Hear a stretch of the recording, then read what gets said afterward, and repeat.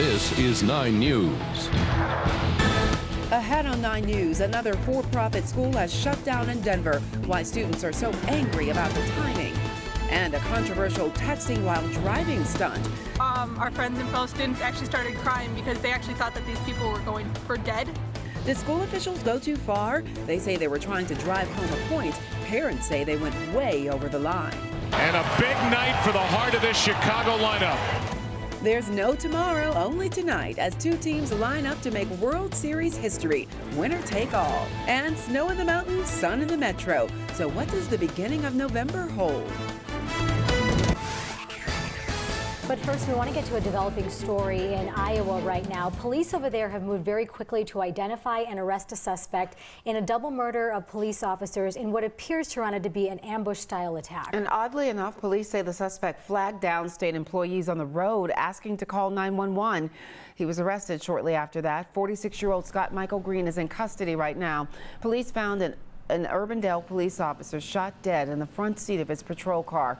20 minutes later and 2 miles away, they found a Des Moines police officer also shot in the front seat of his patrol car. He too died. Fellow officers are devastated. These were our friends.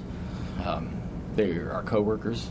But we've discussed at length at times, the family of law enforcement. Like Sergeant Underwood just said, we're a very tight-knit community. Des Moines is not a big city. We all know each other. So, we're heartbroken. I don't know how else to put it. There's just really no words at times like this.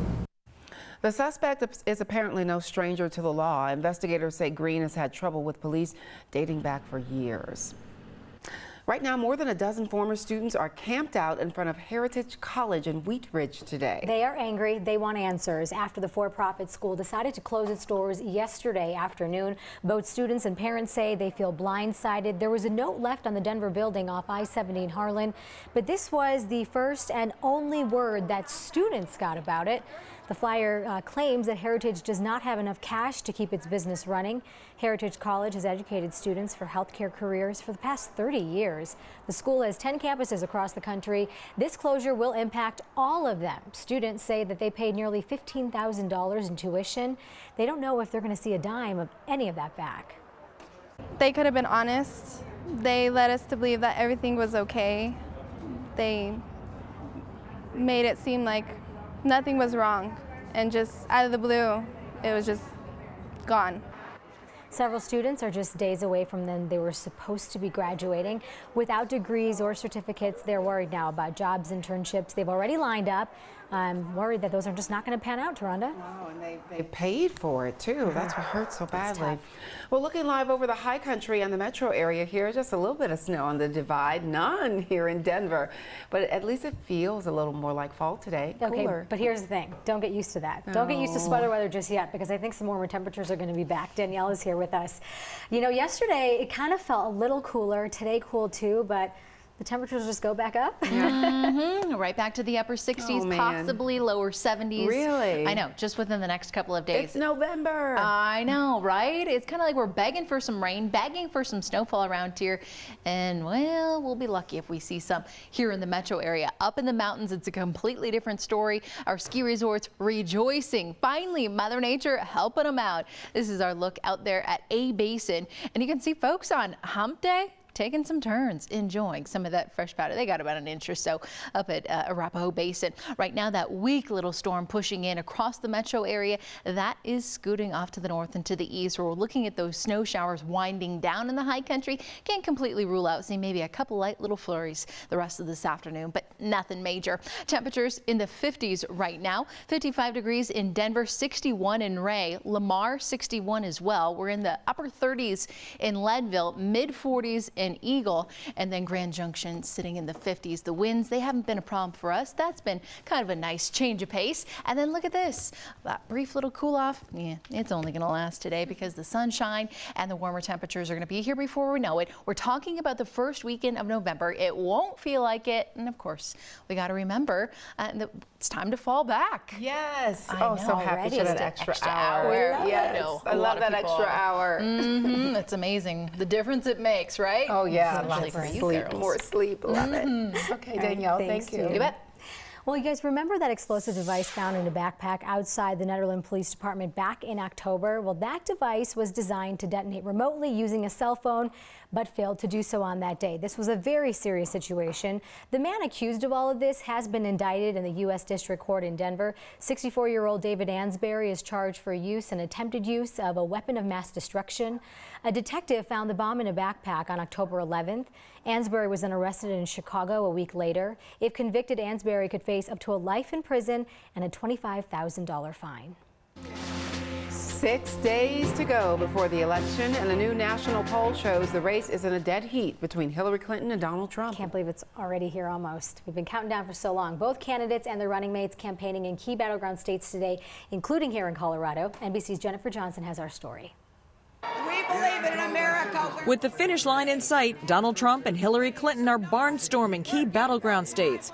Clinton courting the women vote in Florida. If you know anybody who says they're thinking of voting for Trump, I want you to stage an intervention. And to a protester who shouted Bill Clinton's a rapist. I am sick and tired of the negative, dark, divisive, dangerous vision and behavior of people who support Donald Trump. Already 27 million voters have cast ballots in early voting. But in 7 states, including Wisconsin, where Trump campaigned last night, it's possible for a voter to have a do-over. This is a message for any Democratic voter who have already cast their ballots for Hillary Clinton and who are having a bad case of buyer's remorse. Trump appealing to voters who may have had second thoughts after the FBI renewed its investigation of Clinton's emails. A new ABC News Washington Post tracking poll shows the race now a dead heat, both candidates with 46% of the vote. Clinton heads to Nevada and Arizona today, making her final pitch to the Latino community. Trump campaigns in Florida, considered a toss-up and a must-win state for both candidates. As for that latest FBI email investigation, the Attorney General met with the FBI director yesterday, both agreeing to wrap up this review as quickly as possible. Jennifer Johnson, NBC News, Washington. Chelsea Clinton is in Boulder today. She's hoping to get all those voters who still have their ballots to turn them in. Now, Clinton spoke at about 9 this morning at a campaign office in Boulder. Last night, she was in Aurora. Clinton held a Get Out and Vote rally there. She talked about everything from early voting to gun rights. Colorado gets a one-day break from the Clinton campaign. Then we'll see Bill Clinton on Friday. He'll attend events in Denver, Fort Collins, and Pueblo. And Republican vice presidential candidate Mike Pence will be in Loveland tonight. He's holding a rally at the ranch at the Larimer County Fairgrounds. The event starts at 5:30. Doors open at 3:30. The campaign is still making tickets available on its website. Pence also has stops today in New Mexico and Arizona. Oh man, in sports, it all comes down to this, Game 7 of the World Series. If you watched last night, you know the Chicago Cubs did a pretty good job, hammered the Cleveland Indians. A lot of people were hoping for that to happen if you were a Cubs fan, obviously. Yeah. Here's a live look over the stadium in Cleveland tonight. That's where the game will be. It always comes down to Game 7. Game 7, you know, they came back from that 3-1 deficit. Good job. Cubs are forced to Game 7. You know, it's a good reminder, too, that a few innings can make a huge difference. In the Chicago Cubs case, that was totally true. They just really stunned the crowd in Cleveland for sure. Now everything is up for grabs. The Indians hope to ride on the arm of their key pitcher, that guy right there, Corey Kluber, while the Cubs are still calling on Kyle Hendricks. We have 27 more outs. This is just so exciting, but we're one step away. It's one step away. Who's that guy? I'm a very excited fan, He Toronto. lost his voice. There is nothing in sports that rivals the emotion and the energy of Game 7, as we know. Gosh, it's just going to be an awesome game tonight, no matter who you're rooting for. You know, butterflies on both sides because both teams have such a history. Yeah. That they're hoping to fulfill. Yeah, I'm going to go for the Cubs. I'm just a thinking, you Chicago guys, girl. that's I your have to go for hometown the team. Cubs. Go Cubs, go! Yeah, they've I've been waiting a singing that long all time. day. You've been suffering your whole life with the Cubs. And you know what? Probably in my lifetime, it might not happen again. So we have to enjoy this. Get it now. Well, good luck to both teams. It is open enrollment season right now, but are you even taking a look at your insurance policy? We'll tell you why you should be and get some help from an expert on selecting the best plan. First, though, a bit of a cool down, but it won't last long. Danielle's full forecast is next. Hi there, meteorologist Danielle Grant here at the 9 Backyard. It's nice to have a change of pace, am I right? Up in the mountains, it was gorgeous. A little bit of light snowfall early this morning, a couple of raindrops here in the metro area, and all of this kind of getting folks excited to head up to the high country. Loveland ski area especially. Dustin Schaefer capturing this awesome shot of his pup, his Bernice, Mr. Toby, covered in snowfall. Winter Park, they're looking good as well. A couple of inches of fresh snowfall courtesy of Mother Nature. Nice to see, and now a storm system quickly moving out, and we are back in business with that blue sky sitting over Boulder. Temperatures cooler as well. We're at 55 degrees out there in Boulder, 55 in Fort Lupton, about 53 here downtown, and then we'll still be in the 30s and 40s at this 11 o'clock hour up in the mountains. For now, out at the airport, plenty of sunshine. The wind's coming at us out of the north, about 10 miles per hour. Here in the 9 Backyard, it's comfortable. A nice brisk start to our Wednesday. We're watching those temperatures in the upper 40s. So you can see what's going on as far as this afternoon goes. We will be warming up, my friends.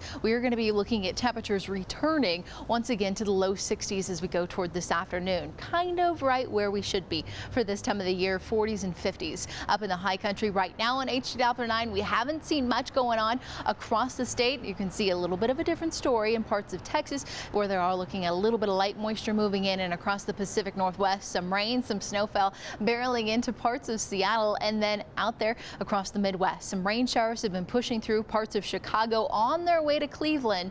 We'll see what happens later on tonight for Game 7 of the World Series. Now tonight here in Denver, we're going to be looking pretty good. Certainly a cooler one. Temperatures cooling off to about 36 degrees, mostly clear skies out there, and you can see in our futurecast not a lot going on. The rest of this evening we'll be watching for clear conditions, a few clouds, and possibly a little bit of fog along I-76 early tomorrow morning. That won't last long. It burns off. The sunshine is back with us for most of the day on Thursday, and then another little storm starts creeping in across southwestern Colorado Thursday night into Friday, and hopefully will bring them a little bit of moisture. I don't think it makes its way up into the metro area. In fact, we're going to be warm on Friday in the low 70s. By Saturday afternoon, another little storm starts cruising in. That one potentially could bring us a couple of light little rain showers.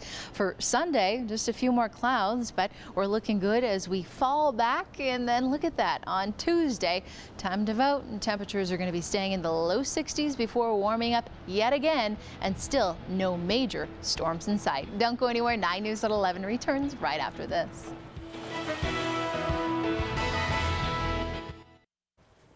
It is a time of year when you may have a lot of questions about your health insurance. Whether you have insurance through your employer or through the state's health marketplace, you should be doing your research when it comes to open enrollment. But for many people, the problem is just knowing where to begin. A recent study found a majority of people don't feel like they have a clear understanding of their health plan options. So today, we have some help for you. Colorado Insurance Commissioner Marguerite Salazar is with me right now. Thank you for being here with us. Thank you. Really important that you answer so many questions for people, starting with something we're hearing from so many people who have seen their premiums go up and their benefits go down. Why is this happening, and what can people do about it? We've been watching this very closely, and you're right. On average, insurance premiums are going up by 20%, but that doesn't mean that everybody's premium will go up that far.